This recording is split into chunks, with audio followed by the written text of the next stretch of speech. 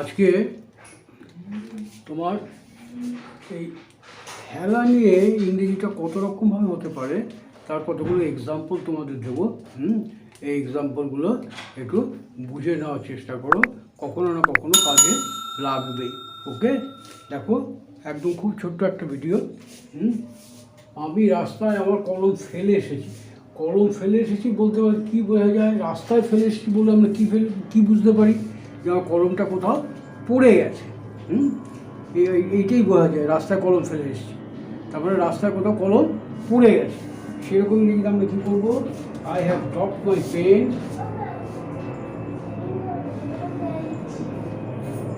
I have dropped dropped my pen on the way. রাস্তায় কলম ফেলে এসেছি, কিন্তু এই ফেলে আসা যদি ঘড়ি ফেলে যাই, সেখানে কি ঘড়ি রাস্তায় পড়ে গেছে বোঝায়? তার মানে আমি যেখানে গেছিলাম, সেটা বাড়ি হোক, কারো বাড়িতেই হোক বা অফিসেই হোক, সে ঘড়িটা ওখানে ফেলে রেখে এসেছি, রাস্তায় পড়ে গেছে বোঝায় না। সেক্ষেত্রে হবে তিনি ঘড়িটা ফেলে গেছেন, হি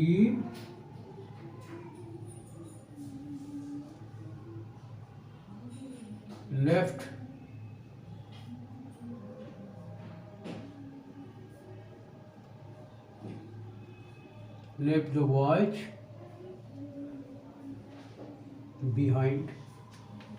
He left the watch behind. তিনি ঘড়ি ফেলে রেখে গেছে। এখানে কিন্তু কখনো কখনো এরকমও বলা হয়ে থেকে থাকে, he left এইটা বাদ দিয়ে he left his watch behind him. এটা অপশনাল। যদি শুধু এটুকু বলি he left the watch behind, এইটুকু বললেই হবে, বা সাধারণত এইভাবেই বলে থাকা হয়, তিনি ঘড়িটা ফেলে রেখে গেছে। দরকারি কাজ ফেলে রাখছো কেন? দরকারি কাজ, আর্জেন্ট ওয়ার্ক। তাহলে তুমি ফেলে রাখছো কেন? দেখো, রাখছো বলতে আমরা এটা কন্টিনিউয়াস টেন্স বুঝতে পারি। তাহলে ওয়াই আর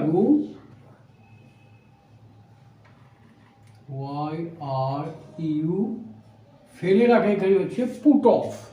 তাহলে ফেলে রাখছো কেন? তাহলে হবে why are you putting off. কি ফেলে রাখছো? অফ এখানে দুটো এফ হবে। Why are you putting off the urgent works.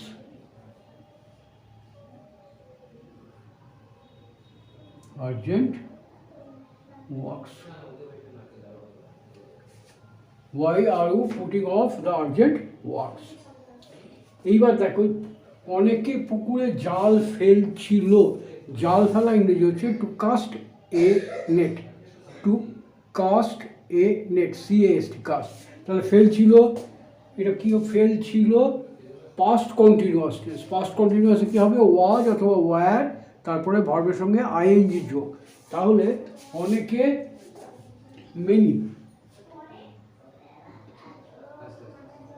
many were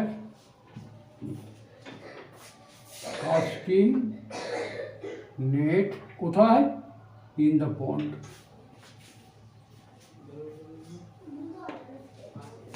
Many were casting net in the pond. এইবার দেখো, কি করে জাল ফেলতে হয় জানো কি? কি করে যেখানে আমরা ব্যবহার করি, সেখানে হাউ টু কথাটা ব্যবহার করি। হাউ টু রাইট, কী করে লিখতে হয়। হাউ টু প্লে, কী করে খেলতে হয়। হাউ টু সিং, কী করে গাইতে হয়। ঠিক আছে? হাউ টু পেইন্ট, কী করে রং করতে হয়। তাহলে জানো কি? Do you no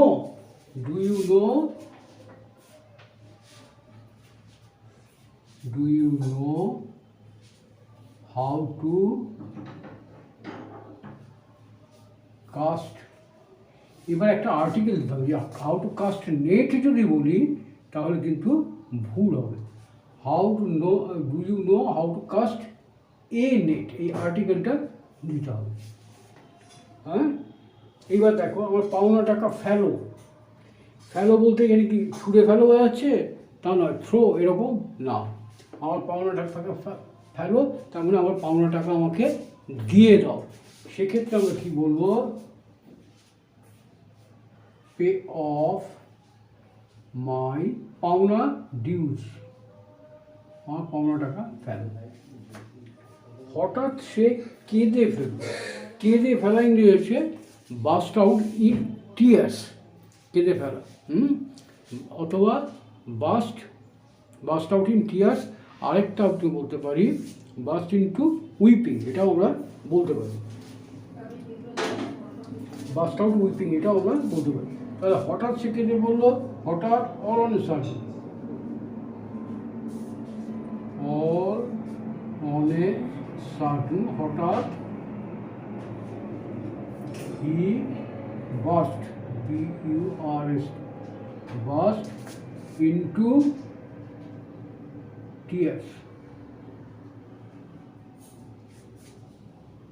all on a sudden he burst into tears। এটাকে বাস্ট ইনটু টিয়ার্সের জায়গায় এরকমও বলা যেতে পারে, all on a sudden he burst out, কোথায় লিখবো, এইখানে লিখছি,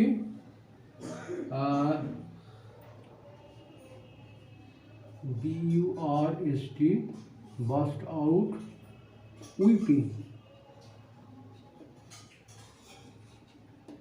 all on a sudden he burst out, এটা বি কিন্তু, he burst out weeping, এই কথাটা আমরা বলতে পারি।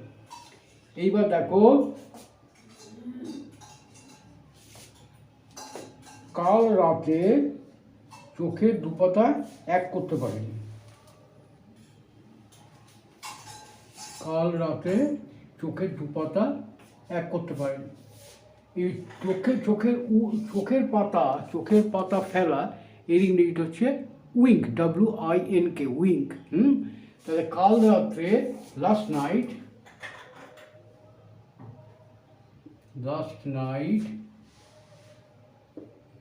আমি পারিনি, I could not have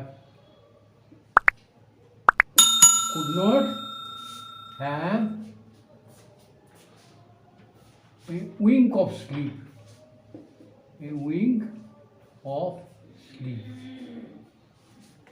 last night I could not have a wink of sleep, এই হবে ইংরেজিটা। এইবার দেখো, মানি ব্যাগ হারিয়ে ফেলা আমাকে বেশ বিপদে ফেলেছে, মানি ব্যাগ হারিয়ে ফেলা, লুজিং অফ মানি ব্যাগ বা লুজিং অফ পার্স। তাহলে সাবজেক্ট কোনটা, মানি ব্যাগ হারিয়ে ফেলা, এটা হচ্ছে সাবজেক্ট। তাহলে লুজিং অফ মানি ব্যাগ,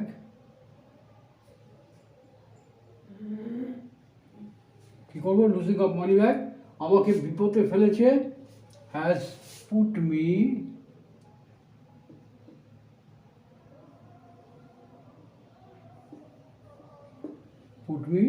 বেশ বিপদে, put me great trouble, great trouble বলতে পারো, ডিফিকাল্টি বলতে পারো, put me great difficulty.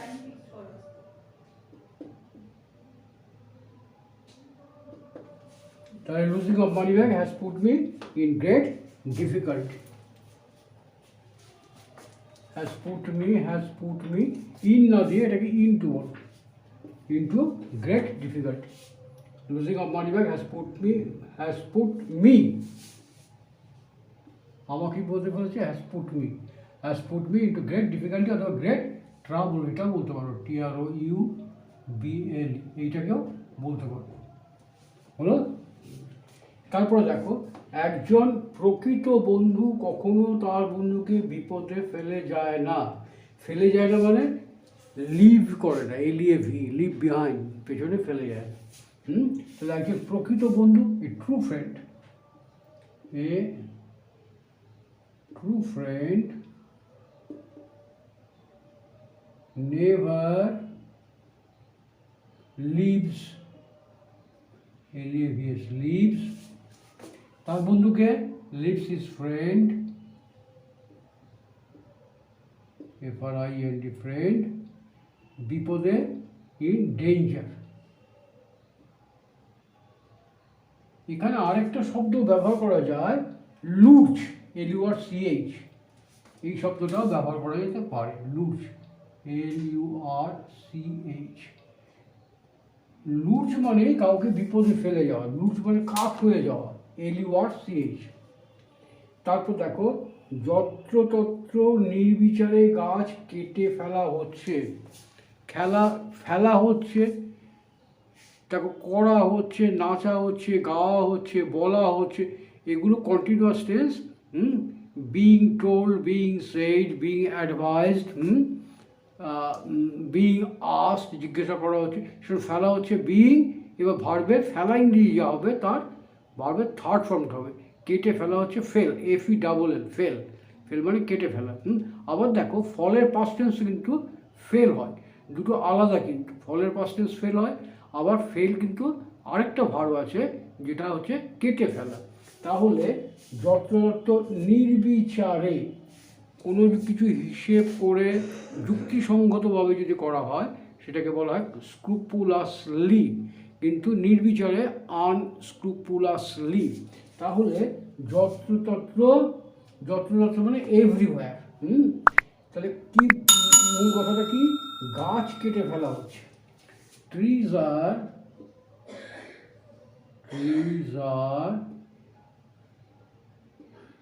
being felled, FELLED, being felled everywhere, যত্রতত্র, ERY, everywhere, যত্রতত্র এর ইংরেজিটা হচ্ছে everywhere, নির্বিচারে, unscrupulously,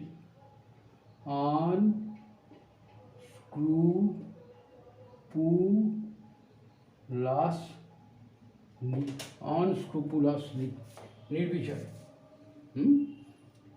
এইবার দেখো, শেষের যে সেন্টেন্সটা আছে সেটা হচ্ছে দুধটা ফেললে কি করে। ফেললে কি করে মানে কি করে ফেলে, কি করে ফেলে দিয়েছো, প্রেজেন্ট পারফেক্ট টেন্স হবে। ফেলা ইংরেজি কোনো কিছু উছলে পড়া, সে গড়িয়ে যাওয়া, সেটা হচ্ছে spill.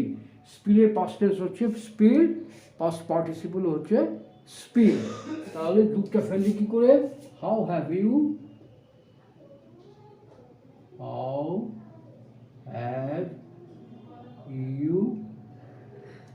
spilled, SPILT, spilled the milk। মানে দুধটা কী করে পড়ে গেল, কী করে ফেলে দিলে দুধটা। অনেক সময় তো হয়, দুধ নিয়ে যেতে গিয়ে হাতের থেকে পড়ে গেল, ফেলি কী করে দুধটা, how have you spilled the milk. বোঝা গেছে? তাহলে মোটামুটি এই কটা একটু ফেলা, বিভিন্ন ক্ষেত্রে ফেলা ইংরেজি আমরা কী করব সেইটা একটু বুঝে নাও। আশা করি এটা তোমাদের কাজে লাগবে, কখনো না কখনো নিশ্চয়ই কাজে লাগবে। ওকে, থ্যাংক ইউ। দেখো, আমি এই যেটা করেছি না, he left his watch behind him, এটা কিন্তু মনে রেখো। লেফট হিজ হলে পরে কিন্তু দি ওয়াচ, দি কথাটা হবে না, এটা কিন্তু খেয়াল করে বুঝে রেখো। যদি আমি বলি হি লেফট হিজ, তাহলে কিন্তু দি ব্যবহার করবো না। Watch behind him. আরেকটা কথা দেখো, ফেলে রেখে গেছেন, এটা যদি আমরা প্রেজেন্ট পারফেক্ট হিসাবে ধরি তাহলে কিন্তু আমাদের বলতে হবে হি হ্যাজ লেফট,